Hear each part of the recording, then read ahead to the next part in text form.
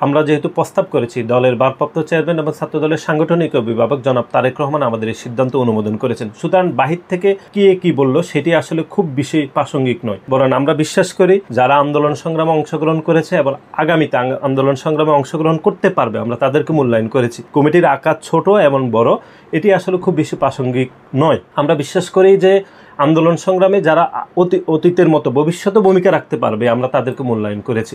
সুতরাং আমাদের প্রত্যেকটি সিদ্ধান্ত দেশনায়ক জনাব তারেক রহমান সমর্থন দিয়েছেন, ওনার সম্মতিতে আমরা এই সকল সিদ্ধান্ত গ্রহণ করেছি।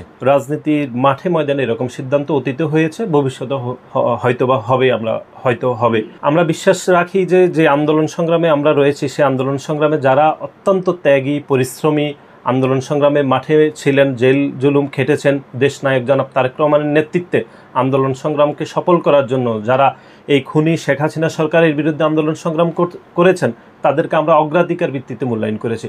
সুতরাং কে আগে এবং কে পরে সেটি আসলে খুব বেশি প্রাসঙ্গিক নয় এবং প্রত্যেকটি সিদ্ধান্ত সাংগঠনিকভাবে নেওয়া হয়েছে বলে আমরা আপনাকে নিশ্চিত করছি। হ্যাঁ, অবশ্যই আমরা যারা ছাত্রদল করি এবং যারা বিএনপি করি তারা অবশ্যই দেশনায়ক জনাব তারেক রহমান আমাদের সাংগঠনিক অভিভাবক।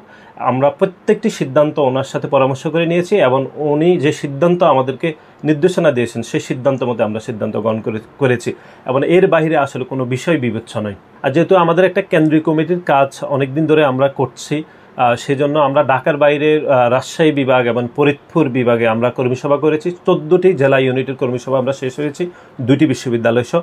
প্রত্যেকটি কর্মীসভার সবিস্তারিত প্রতিবেদন আমরা দলের ভারপ্রাপ্ত চেয়ারম্যান এবং ছাত্র দলের সাংগঠনিক অভিভাবক জনাব তারেক রহমানকে আমরা পেশ করেছি। আমরা কমিটির কাজও খুব দ্রুত সময়ের মধ্যে আমরা শেষ করব বলে আমরা প্রত্যাশা রাখি এবং এটি খুব দ্রুত সময়ের মধ্যে আমরা ওই সকল কমিটি আমরা কাজ করব এবং আমরা যে সকল সাংগঠনিক সিদ্ধান্ত নিয়েছি এবং মাঠে ময়দানে যারা কাজ করেছে বিভিন্ন জেলাতে তাদের তথ্য হালনাগাদ করে দলের ভারপ্রাপ্ত চেয়ারম্যান এবং ছাত্র দলের সাংগঠনিক অভিভাবক জনাব তারেক রহমানের কাছে আমরা পেশ করেছি। জাহাঙ্গীরনগর বিশ্ববিদ্যালয়ের কমিটি অনেক দিন ধরে নেই, এটি খুবই সত্য। আমরা খুব দ্রুত চেষ্টা করছি, আমাদের কমিটি হওয়ার পর থেকে আমরা আসলে চেষ্টা করছি জাহাঙ্গীরনগর বিশ্ববিদ্যালয় কমিটি করার। এবং এর বাইরে আপনি যে 2টি কলেজ বাংলাদেশের বড় শিক্ষা প্রতিষ্ঠানের কথা বলেছেন, ইডেন মহিলা কলেজ এবং বদরুন্নেছা সরকারি কলেজের কমিটির কাজও আমরা ইতিমধ্যে হাত দিয়েছি। যেহেতু কমিটি কাজ করা একটা জটিল সাংগঠনিক প্রক্রিয়ার বিষয়, সুতরাং আমরা যাচাই বাছাই করে শেষ দিকে চলে আসছি।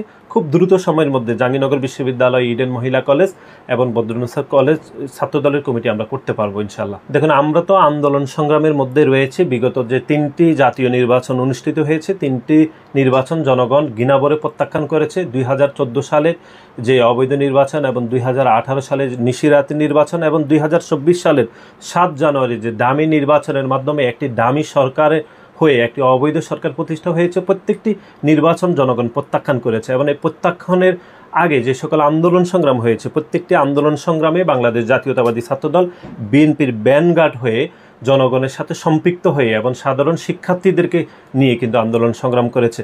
আমরা বিশ্বাস করি আগামীতে যে আন্দোলন সংগ্রাম বিএনপি ডাক দিবে, সেই আন্দোলন সংগ্রামে এই দেশের সাধারণ শিক্ষার্থীদেরকে অংশগ্রহণ করে বাংলাদেশ জাতীয়তাবাদী ছাত্রদল একটি শক্তিশালী আন্দোলন করবে। সেই আন্দোলন সংগ্রামের মাধ্যমে এই ফ্যাসিস্ট হাসিনা সরকারের পতন নিশ্চিত হবে এবং একই সাথে বাংলাদেশ জাতীয়তাবাদী ছাত্রদলের দীর্ঘ 5 দশকের যে পথচলা সাধারণ শিক্ষার্থীদের পাশে থেকে সেই পথচলাকে আমরা আরও দীর্ঘায়িত করতে পারবো বলে আমরা বিশ্বাস রাখি।